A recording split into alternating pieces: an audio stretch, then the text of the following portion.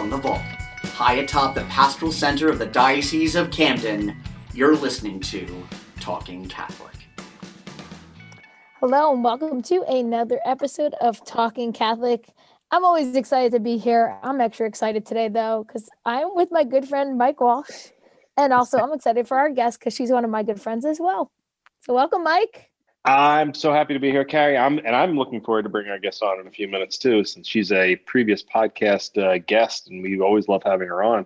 But the first time I've had her on with in the new configuration of the podcast, so that should be enjoyable. I was remarking before we started recording that this is actually my second podcast I'm recording today and the third in 2 days. So I might be talked out. So you might get a break this time, Carrie, where I won't run roughshod over. I get to run the show. There is no Mike. It's just Carrie Janice's podcast today. Hey, listen, no argument for me. That'll just improve our podcast. Although we are doing the classic Carrie, oh, look, it's 8:40 at night. Let's record a podcast. All the time.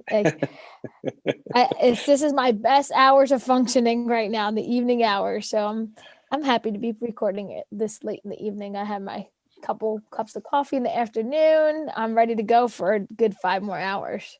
Yeah. Hey, listen, I'm not going to bed till 12:30 tonight. But that being said, I do believe our guest is an early riser, so maybe we'll try to quicken up the pace for her benefit. If it wasn't for her, this would have been at like 9:30, like last time. Actually, though, I'm recording in my home tonight. I'm surrounded by my red dining room. Whereas you are in your very blue lounge, it looks like you're just got finished from something going on at the church tonight. Yeah, I'm actually sitting at my desk. That's why I'm swiveling in my chair, as you can see. But my lounge is blue too. But I had our youth group tonight. We have our spiritual guidance on Thursdays. It's really nice. I'm not sure when this is going to come out. It might be after Lent is over, but we are in the midst of Lent right now, and beautifully during guidance, instead of our normal kind of guy and girl discussion, we took it to prayer tonight and prayed the Stations of the Cross with each of our younger group, the junior group and the high school group.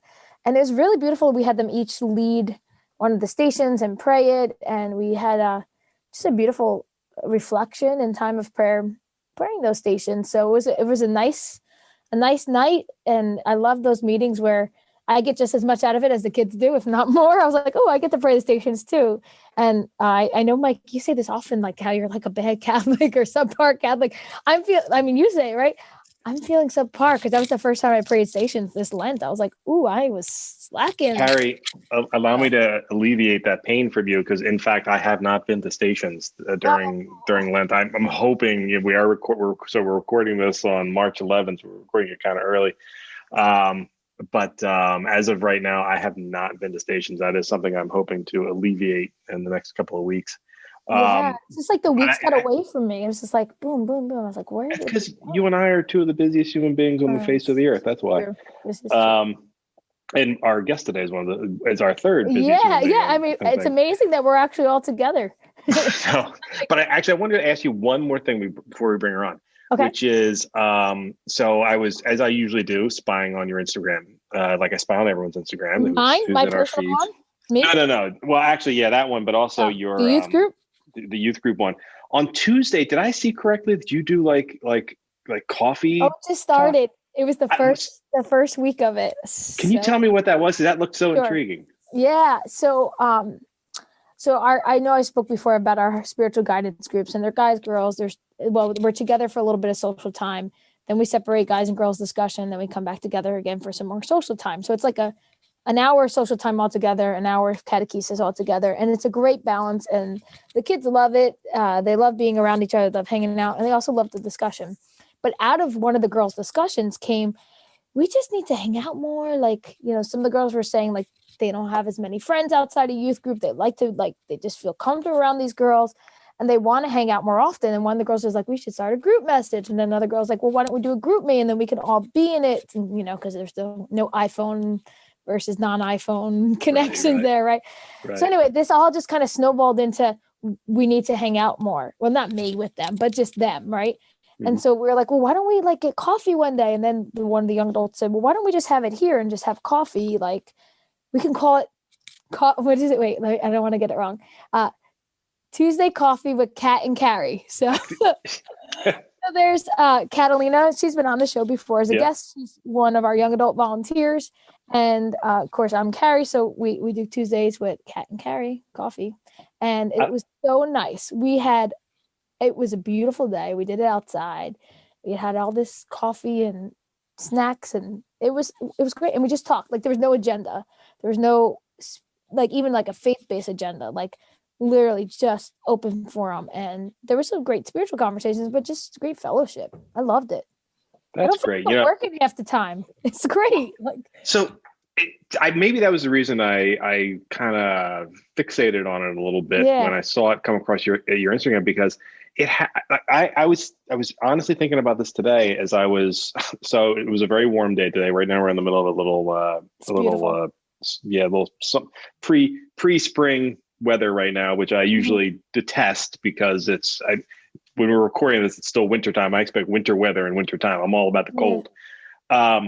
Hey, listen, I just brought a ski season pass, and I got the rest of the season free. And I'm like, forget it. It was 70 today. There's going to be no snow left. Don't worry. It's going to be cold this weekend. You're going to be fine. Yeah. But I was actually, I had left at lunch to drive over to a park, and it got me to thinking, I genuinely can't remember the last time I went to lunch with anyone, any group of people. And I genuinely miss it. And, that's one of the things I'm looking forward to happening is, things, start getting better in COVID world. So true. But just seeing you guys getting together again, and I love the name of it, but seeing you guys get together again and sort of be together and be, that sense of fellowship again. I think that was really, I think it kind of made me, I don't know, sad because I was so happy for you guys, but I guess in some ways I was envious. It's like, I haven't really had that. I mean, my family, your family, you guys are always together and stuff like that, but I don't get a chance to spend a lot of time with people. I get it. And I think that's where the desire probably came from for these youth, is that, there has been so much isolation. They've been doing school from home for the most part. Things are starting, again, our school system's starting to open up a little bit too the next few weeks, but they're missing that social interaction. And I think for high schoolers already in this day and age, they're already lacking a little bit of that because of the cell phones and there's a disconnect in the face-to-face human connection. And when we had it so good at this conversation we had, and there was 20 girls there, we were just like, yeah, let's do this. So, so the boys got a little jealous. So they're doing it now too. And they called it Saints and Sirs. Saints and Sirs. I love it. So they're going to start theirs next time. We're doing it every other Tuesday. So they're going to start theirs at the next one. Saints and Sirs. Awesome. Yeah. So I don't know what they're going to do. They have their own group chat run by one of our young adult males. And I said, go for it. If you guys want to do it, just stay away from the girls. We want our time. And we're excited about it. So. And I also hope you appreciate. Oh God, I was gonna say, I hope you appreciated my little design, because I took my coffee cup at home, I placed it on my table, I took these cool images and created my logo. So it was all me. It was very eye-catching, but it got me to thinking that at some point, not today, maybe a future podcast, we should talk about the sort of gender-specific grouping, because I was having a debate in the office about the need for that, or is there really a need for it? Is there not a need? What's really the benefit? And what are the pros and cons? So I'd love to be able to get somebody. Maybe we'll do a future podcast with each of your leaders, and we'll Catalina and whoever the guy leader is to discuss Ryan that. Petrie, yeah, sure. Ryan, okay. Yeah. In short, there's a need, but doesn't have to be everything, right? There's a balance, like everything, but definitely that there's a need. Okay. Podcast. So we have kept our guest waiting far too long. I know. Thank you so much. I don't know how she's kept it bottled up this long, to be honest. She was quiet. She was waiting, and she's here. And so, Carrie, who's with us? I am so excited to introduce my friend, Priscilla Loomis. You're going by Loomis now, right? Priscilla Loomis, because she was newly married. She was formerly Priscilla Frederick, and she is an Olympic athlete, a devout Catholic, an inspiring woman, a public speaker, a household cleaner, a radio talk show host, a podcast host. She's all over the place. She's like, there's probably so many more things that I'm missing, but she's, as she always likes to say this word, fabulous. And she's amazing. And she's a good friend of mine. So Priscilla, welcome to the podcast, Talking Catholic. Thank you so much. I was enjoying the banter. I'm actually just, as I always am, like running something else, and I just started another endeavor. So I was just taking care of that. But I love the banter. You guys are very, very natural at this. I love it. Thank you. Yeah, we've been doing this for a while now. But we have fun with it. Yeah. But so Priscilla's been on a lot. When we had her on twice before, she was Priscilla Frederick, as you said, and her backstory is fascinating. Yeah, that's right. She is in fact an Olympic athlete here in our lovely little South Jersey. So Priscilla, just for our new listeners who don't know your Olympic background, can you talk a little bit about sort of what you did and where you were? Yeah, of course. So I was born in Queens, New York, and my mom was a single parent. So she moved us down to South Jersey. That's where we came right away. And we lived in Blackwood for a little bit, and we lived in Voorhees for a little bit. And then we settled in Sicklerville, New Jersey, where she bought her first house. And I went to private school 99% of my life. I went to public school for 1 year, and my mom was like, nope, not working. So I've been in Catholic school for all my life. And I'm very proud of my mom. They say that you don't thank your parents until later on in life. And it's very true. What she went through, she did for me was absolutely amazing. And the fact that she raised us with such a faith-based foundation is absolutely amazing. And I still hold it today. So, I went to high school at Paul VI High School in Haddonfield, and I pretty much took track seriously my senior year. I wanted to be a struggling actress. I wanted to, just wait tables and then become a big Broadway star and then become a big movie star. And obviously track kind of took over my life. And I went to the 2012 Olympic trials for the US. And I was supposed to come in last, which was what I was seated. I got 7th, and I took a year off. And I have dual citizenship now, which I acquired in 2014. I represent my father's country of Antigua and Barbuda, which is where he was born and raised. And I've been a professional athlete ever since 2014. So it's taken me on a very, very crazy ride and a very crazy adventure. And now that I look back on it, I've learned a lot and I've grown a lot. And I've competed at every major track and field, event that there is. And I finally made my first Olympic team in 2016 in Rio. And so I became an Olympic athlete. I've got my rings tattooed on me, cement and solidified. Is that like a way of passage for the Olympic athletes? Like, I think so. They all do it because it's a tattoo that not everyone can get. Right. And I think that. Well, I guess I could get it if I paid somebody, right? Could I just go in and say, I love the Olympics. I want this tattoo. I love Olympic rings. Yes. You can absolutely do it, but I'm actually very surprised at how many people notice it. Yeah. And I'll be at Wawa or, getting gas or shopping or just doing anything. And it's on my arm, so people see it. So it's pretty cool that people they're like, were you in the Olympics? And I'm like, no, I just.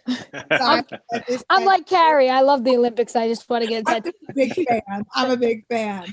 I'm telling you, when I found out you were an Olympic athlete, I was like fangirl, and even though I knew you already, just because I have such admiration for the Olympics. I always have. It was a big thing in our house growing up, watching them, and then there was a year that the Olympic torch came through our town. So that was, I can remember standing outside on the street, watching the torch come by. So it's, I think that's when it was in Georgia, when it was in Atlanta. Okay. It did like an East Coast run, but it was always a big deal in our house. So it is a big deal. I'm sure people ask like fangirl over you when they hear that. A little bit. You know what? I don't even want to sound, I'm not saying this to sound humble, but I'm so humble that I'm a dork. I really am. I'm the big dork. When people kind of it is cool because it's 1%, it's less than 1% of the world that gets to go to the Olympics. And so I take value and I take heart in that. But yeah, sometimes people freak out. They ask for my autograph and I'm like, yeah, right. I'm just me. So for me, I mean, but I remember growing up and it being a really big deal. It really was. It was like, oh my gosh, it's the Olympics. Like it's such a big deal. And so I feel like with social media, you're able to get in tune with a lot more athletes now. You can see how their training is. You can find out the kind of people that they are. And so it makes it a lot cooler to know that I have fans and people follow me and follow the journey. So that's kind of cool. Yeah. What remind me again, what did you compete in? I am a high jumper. So that is the one where you jump in a J, you take off one foot and you jump over backwards. I say that because people are like, is that the one with the pole? And I'm like, no. Nope. So I explain it in thorough detail so that people can understand what I'm talking about. And what's your top height that you best, my best. PR, my PB. PR, there it is. PR. That's they come up with different terms about it all the time. Is 191. We do it in meters, which is 6'3¼ inches. Oof. Yeah. So she could jump over me. I'm 6'2". That's perfect. Yes. And we should do that one time. Have Mike stand there and you just run and whoop right over. I'm not going to say no. Sure, why not? Volunteering for things. Like a Facebook Live or something. I'll tell you, it's one of those things that you'll definitely remember the rest of my life anyway. That's no big deal. That time Priscilla jumped me over me. Yeah, you gotta add the over me. Yeah, the over me part, right? Over me. I encourage anyone who hasn't run into you before, doesn't know your history. There's you are a well photographed and well videoed person online. So just type in Priscilla Frederick and Olympics, and you're going to see all of her great events and a ton of. We're 17 minutes into this podcast, and we also haven't mentioned the fact that Priscilla is also quite the fashion plate as well. She's got a style all into her own, and you're going to see, which is not uncommon for track and field stars. I mean, I've noticed that particularly, track and field actually. That seems to be the thing that I don't remember. Like Carrie, I was always my family was always in the Olympics too. I remember that in like the mid '80s, that became the thing, particularly for female track athletes. Yep. Yes. Yeah. It's a big sprinter thing, but it's definitely, for me, people ask me, what athletes I looked up to growing up, and I didn't want to be an athlete. So I really didn't look up to them. I never thought that. So I was looking at Diana Ross. I was looking at,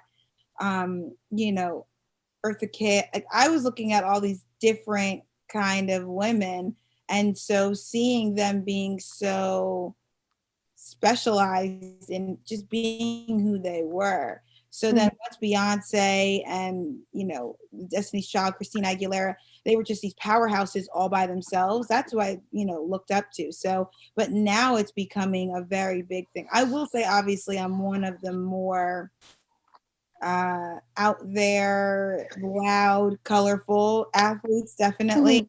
And I think I made it known in the opening ceremonies with my purple hair. So there's a track magazine called Spiked, and I won the silver medal for best hair at the Olympics. So that was cool. Yeah. Wait, only to lose to who? Like who won gold?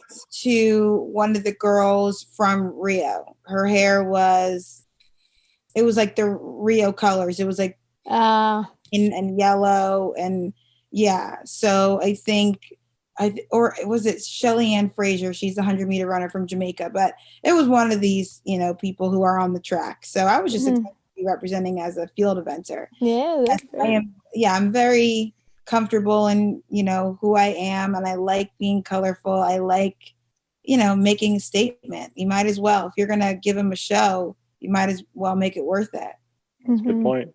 And, so we've been talking about your 2016 time, but, you were, kind of slated to be making another run in 2020 and the Olympics went and shut down for a year. So now what's the goal for 2021? I know you've had a couple of issues. Yeah. So I was all ready, but the good thing is I took it as a positive. That's what I always try and do. And the biggest thing was I got time. So I trained all summer.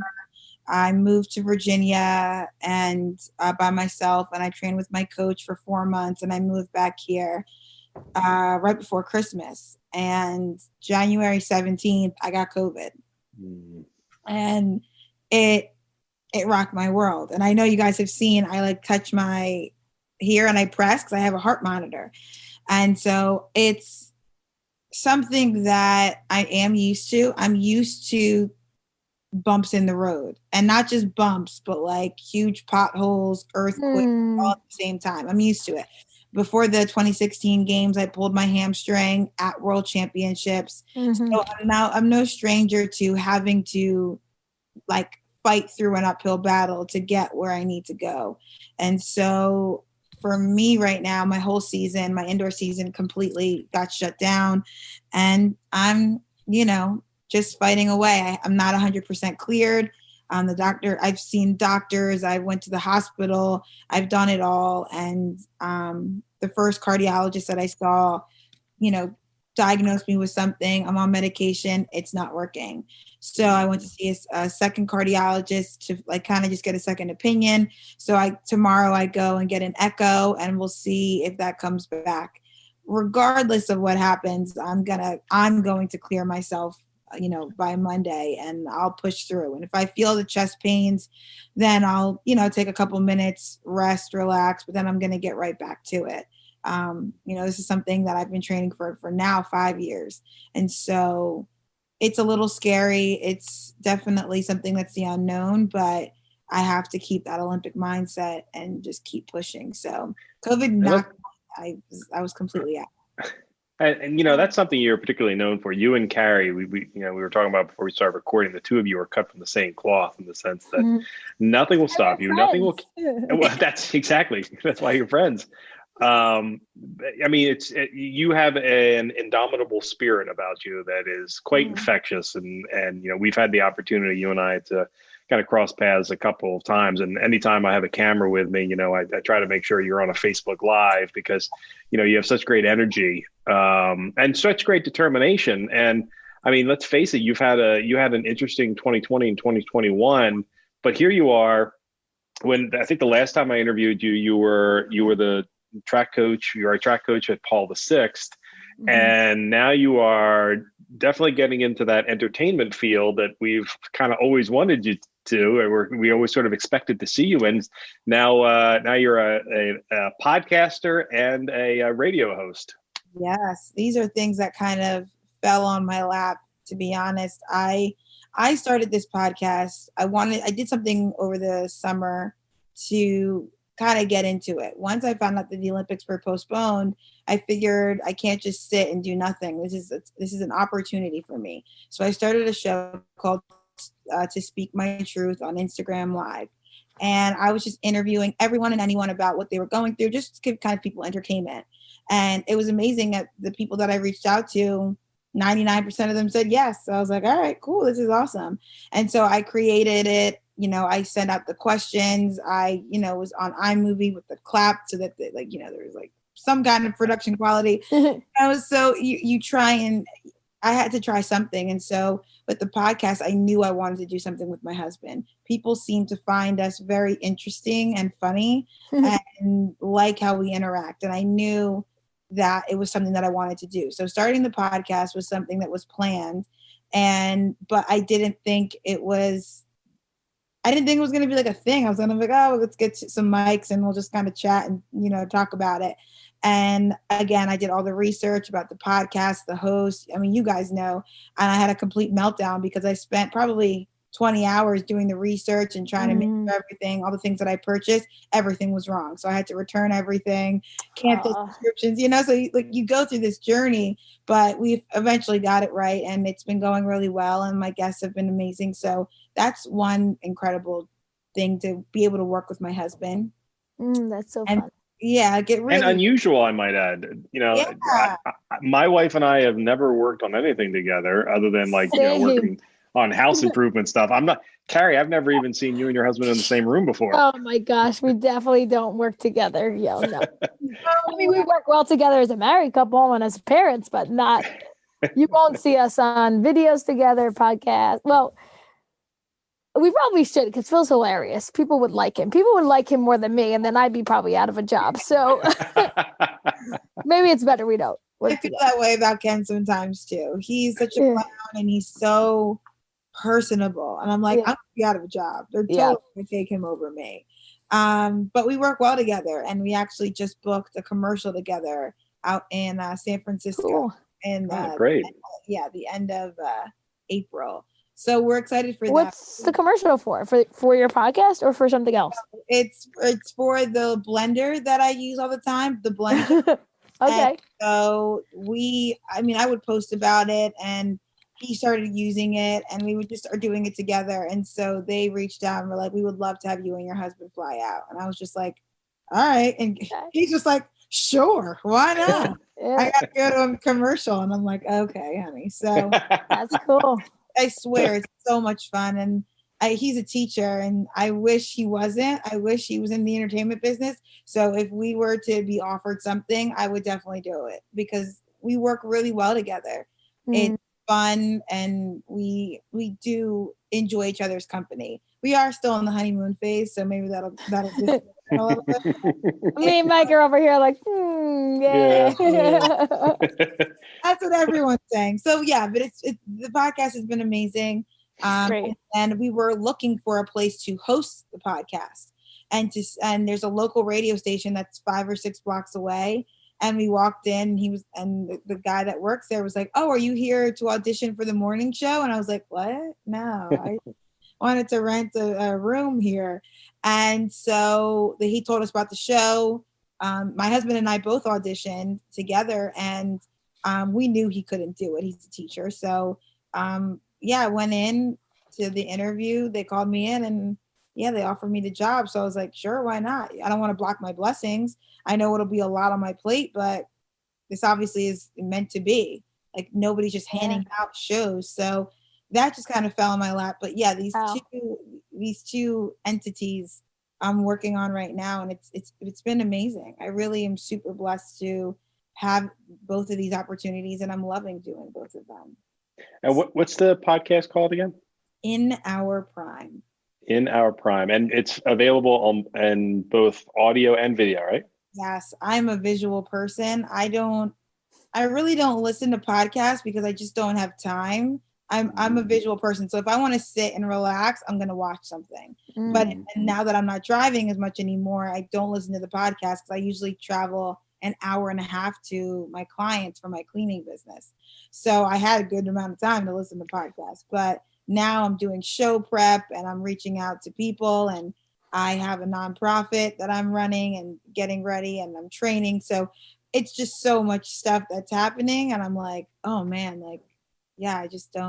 I need it to be visual. So we did the YouTube. It's on my YouTube page, and I like it. It's cool that I can offer both, and it gives me experience on camera and doing, more radio work as my job entails. So it's the best of both worlds.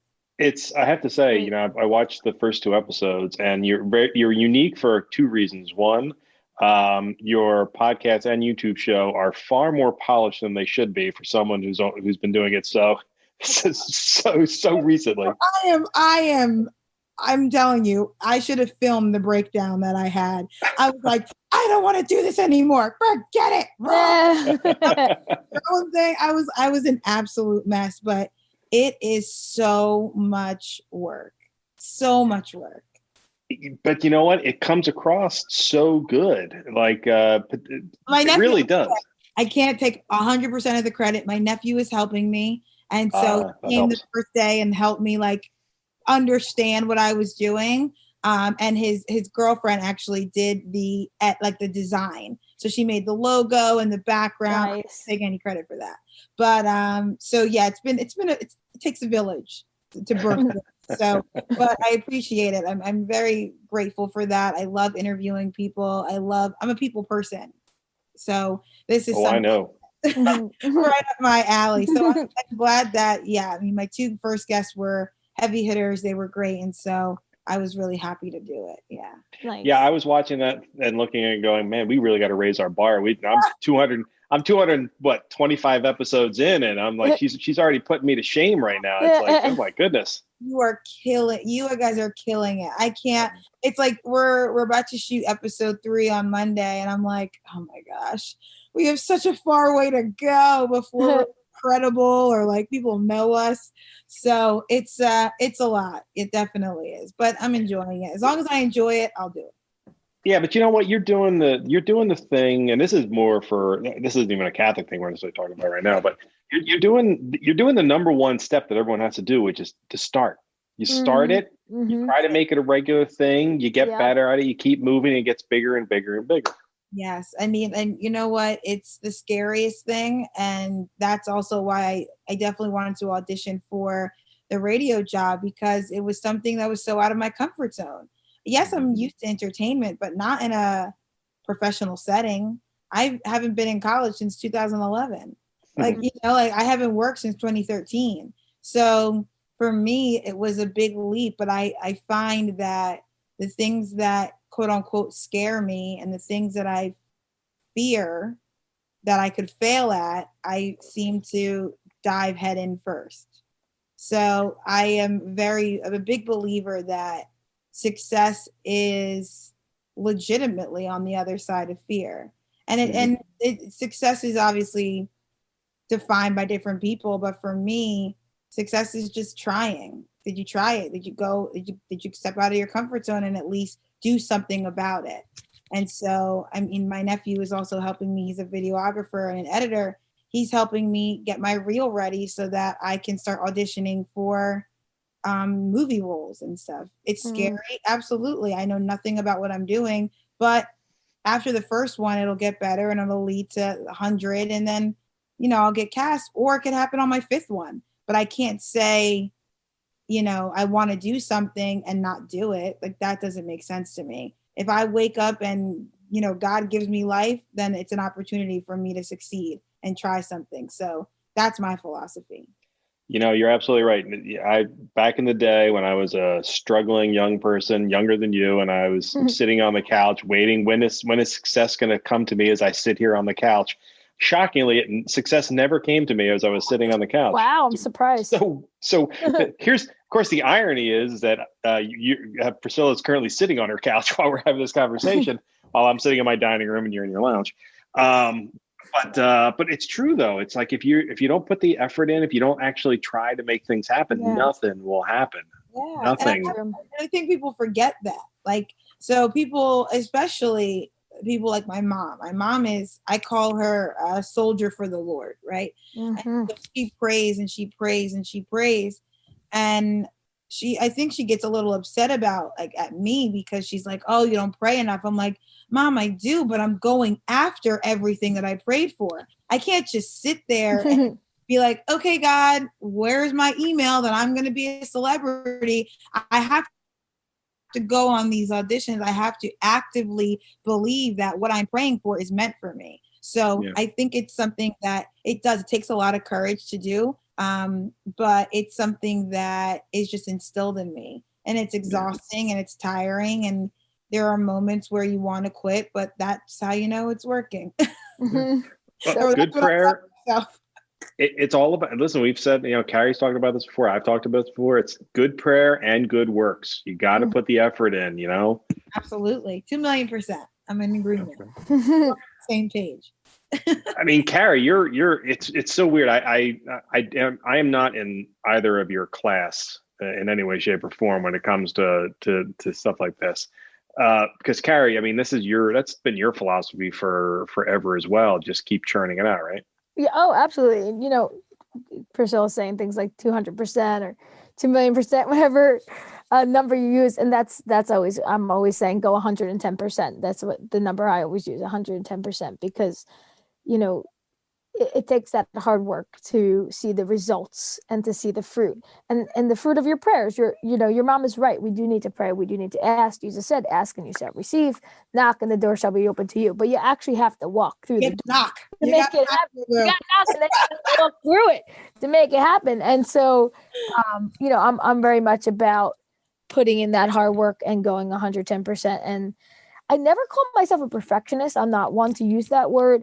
I'm just a hard worker, and I see the benefits of that hard work. And so when I hear Priscilla talk, I just sit here and shake my head like, I know, I get it. Yeah, we're right in the same boat. I feel it. I completely understand. And I love following you. I love seeing all the amazing things you're doing. I love that you are doing stuff with your husband. We joke a little bit about our spouses, but I think that's really just awesome to like come together that way on such a great social media platform and doing podcasts and all, just so great. And he's a wonderful guy. And you guys got married was it 2019 you were married? 2019, yeah. 2019. So coming up on 2-year anniversary this August for you guys. And it's honestly, it's one of those things where I've actually never said this out loud, but if, God forbid, I don't, make the Olympics or I don't get cleared, being an athlete was the second thing that I wanted to do. The number one thing my goal was to have a very loving marriage. That was something that was so, so important. And it was something that I prayed for. It's been on, my vision board. It's everything. It's having a strong foundation with a husband that he didn't necessarily have to be as Catholic as me, but he needed to know God and not block my relationship and kind of just add to it. So when I ask him, to come to church with me, he's like, okay. Doesn't like, in past relationships, they'd be like, oh, I need weeks notice. You know what I mean? So things like there were certain things that I knew that I wanted in a marriage, and I wanted my marriage to be just so strong and so loving and so loyal and respectful. And I found it in an unexpected way. And so that's been my greatest blessing. So if nothing else, I'm just happy that I can be a very good representation of marriage. Yeah, you succeeded in that for sure. And you actually, I think the last time I saw you, Priscilla, I didn't get a chance to come over and say hi, but it was actually at Mass. We were live streaming the Wedding of the Sea. Oh yeah, in Wildwood, yeah. And I look over and I saw, that's right, we were all there. Yes. And I look over at one point, I had my cat, I was doing double duty. I was live streaming and I was taking photographs, which I don't recommend doing because that's not easy to do. But I remember looking over at one point, I see this striking couple off in the distance because you and your husband are quite a pair. I mean, you guys immediately turn head. You're both very attractive people. And I'm looking, I'm like, oh man, I got to get a picture of that couple, here at Mass. And I look a little closer because I'm like a field away. Yes. I look over like, hey, that's Priscilla. Oh, that's awesome. That was your husband. But and I ended up using those photos on our social media because it was just such a nice thing. So I got to see them. I'll have to dig them up for you. No. It was great, but it was just kind of nice to see you there. And I don't really know anything. I've never had the opportunity to meet your husband. We were so busy that day that I didn't stop working for like 2 hours afterwards. But so I wasn't sure exactly who it was with you. And then, I finally figured it out. Oh, that's her husband. But that's so interesting that he's doesn't have, is he or isn't he Catholic? Did you say he was Catholic? Yeah. He is Catholic. Together. He is Catholic. He's not practicing. He's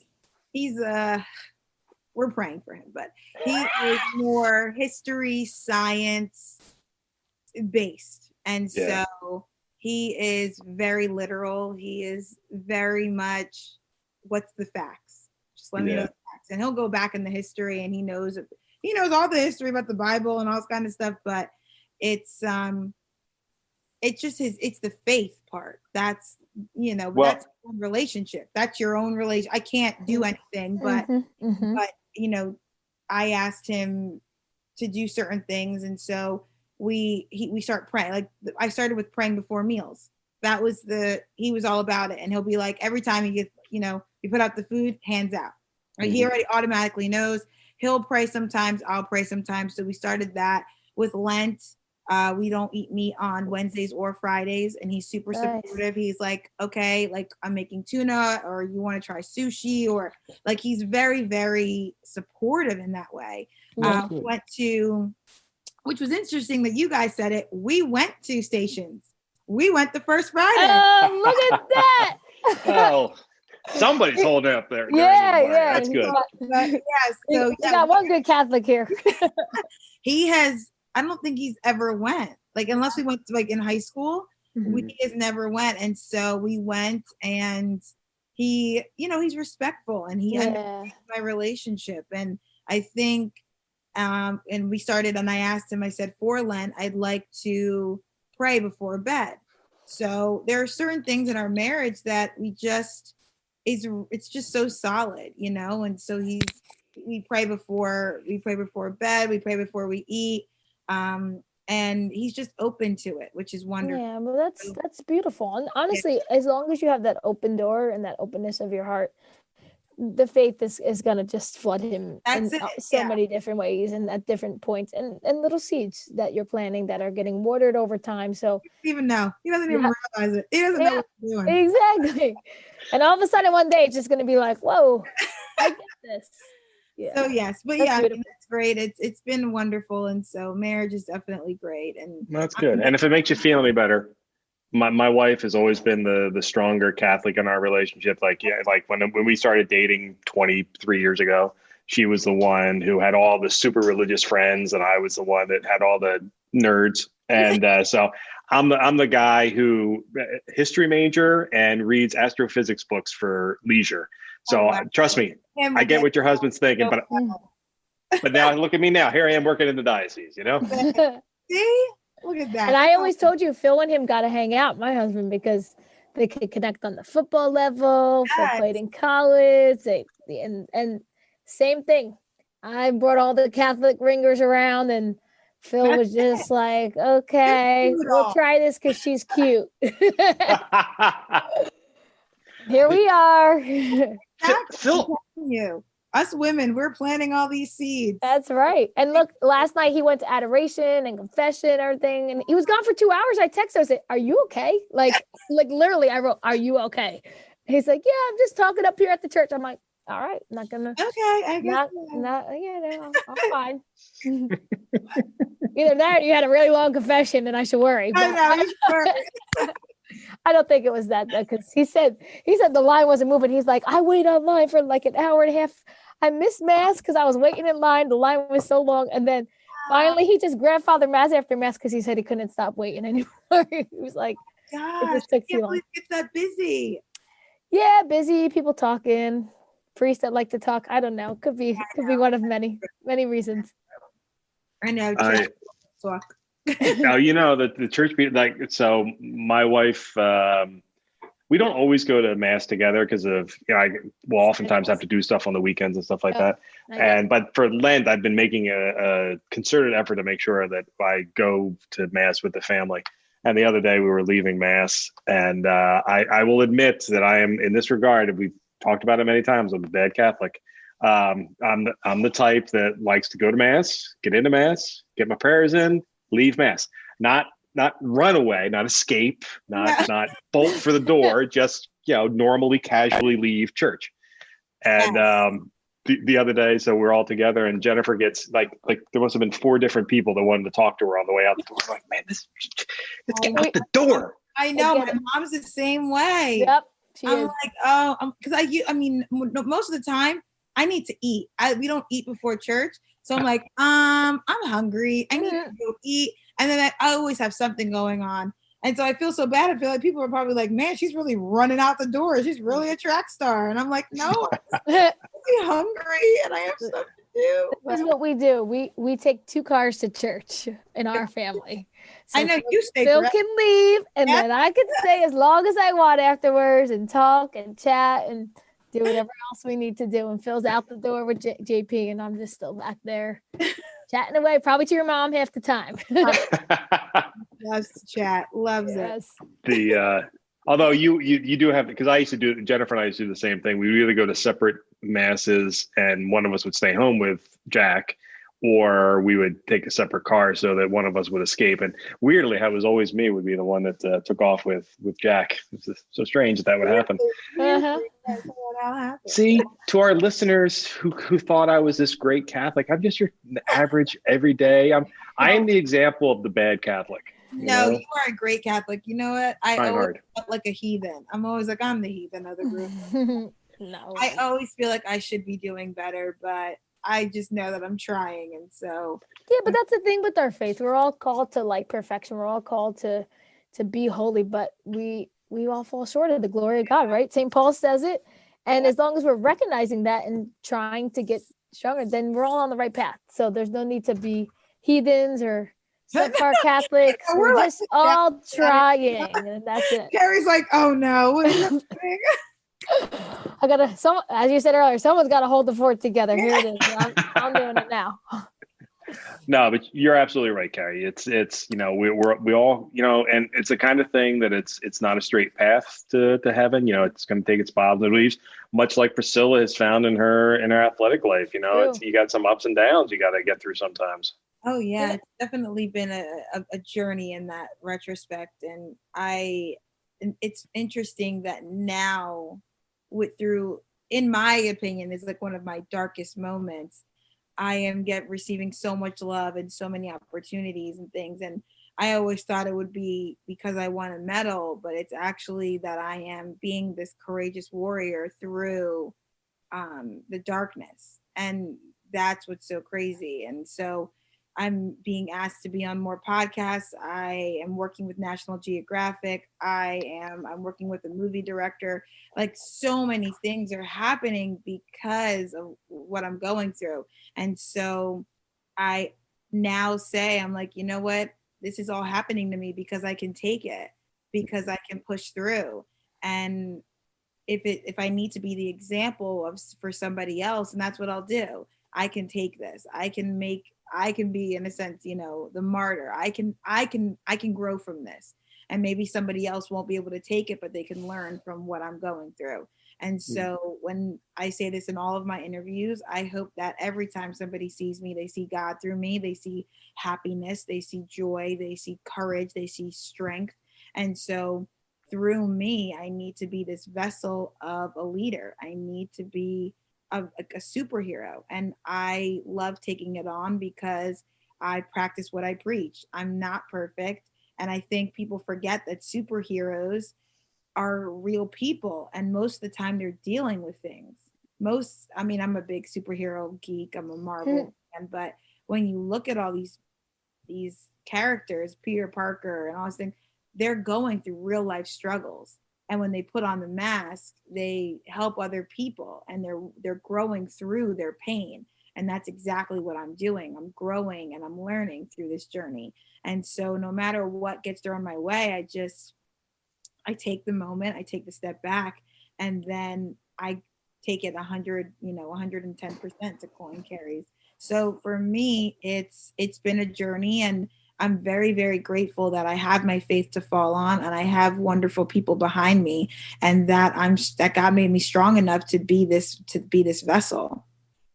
Beautiful. So beautifully said. And it's I hope people who are listening today might be feeling that they're going through struggles. It's important that there are people like you, Priscilla, that model, good behavior in that regard, overcoming and creating difficulty. And I'm sure we're all going to have struggles for the rest of our lives, and being able to push through it. And by the way, and that's not to say that there aren't going to be times when we're going to have to go, like you were down with COVID for a while, it's going to happen that we're going to have to listen to our bodies, listen to what's going on, and take a seat at some point. But so long as that desire is still burning to do something, God willing, you're going to be back in the Olympics in Tokyo this year. But if that doesn't happen, my God, you've been graced with all these different abilities. I'm really hopeful that you're going to find something that gives you as much joy as competing does. And as someone who's worked in the entertainment industry before, I understand how competitive that can be. So don't you worry, you'll have lots of competition, I assure you. Yes. Yes. I take this Olympic mindset with me everywhere, and that's what all my public speaking is about. It's the Olympic mindset, and taking that into everyday life. No matter where you go, you have to take this Olympic mindset. And so it's helped me a lot. And that's the one thing that I know I am not ready for. And I'm very open and honest about it. I tell everyone, they're like, what happens if you are forced to retire? I was like, I will have a very well planned out breakdown. I will be a hot mess. And I know this.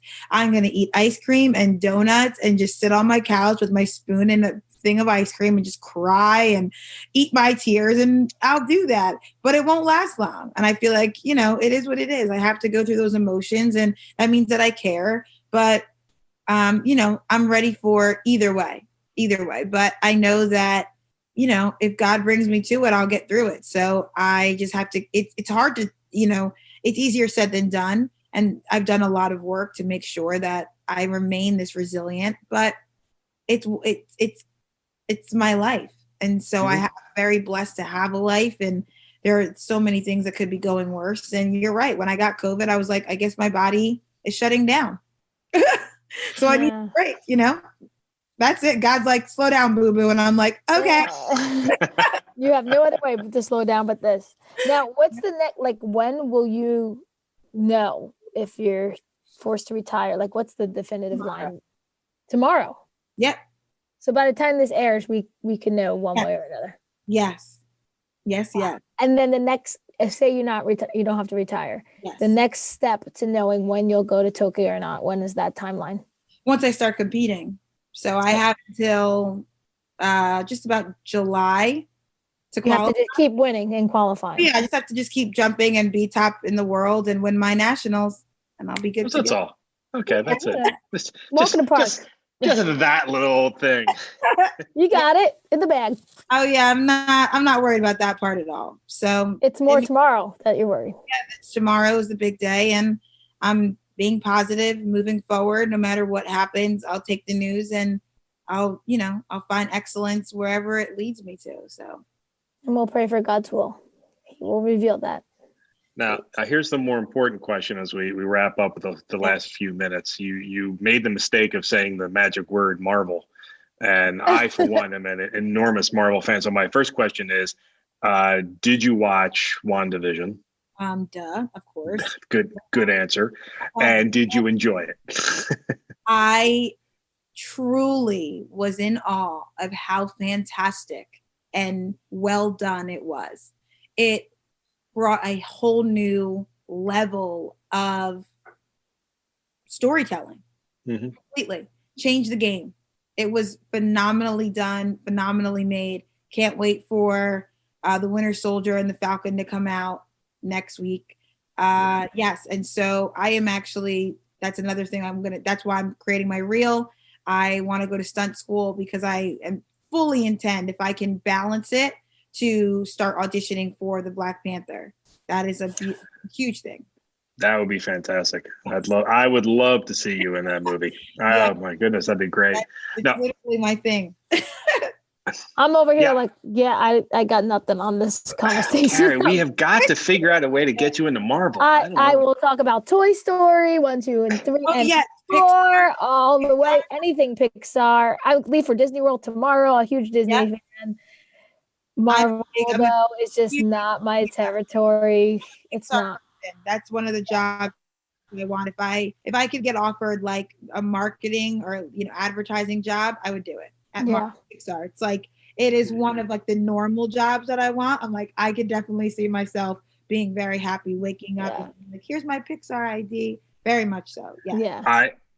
I'm one of the few people who you will likely meet in your in normal life that has actually not only been to the Pixar campus, but hung out for an entire weekend with a number of the Pixar scientists. John Lasseter and stuff? Yeah, like that. What? Yeah, when did this happen and how? I met John Lasseter about 10 years ago. He was on a panel that my company was producing. Oh my God. And super nice guy, and actually every Pixar person I've ever met in my entire life are they're so wonderful. If I wasn't so attached to New Jersey, there's my dream job right there. Would have been animating for them.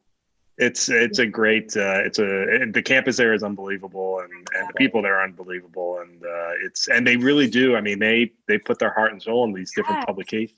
It's incredible. I mean, when you see as spectacular as it looks like on the screen, you realize just how great it is when you consider the years that go into all these movies. So that dedicated and to show that much love to the stories, to the cultures that they're showing, it's a great, and people, that's why people love it so much. It's why they gravitate to it. Grown-ups and children alike, they do a great job. And so so I can do both Marvel and Pixar. All right, well, we meet in the middle. I'm also a Star Wars. Priscilla, thank you for being on. This has been just so fun, so enjoyable. It's been great, and you're always a great guest, and we're so thankful you came back. And Mike, always good being here with you as well. So thank you very much to our dear listeners. And Priscilla, we'll see you again sometime very soon, I'm sure. And everybody have a great week. We'll talk to you again next week. God bless.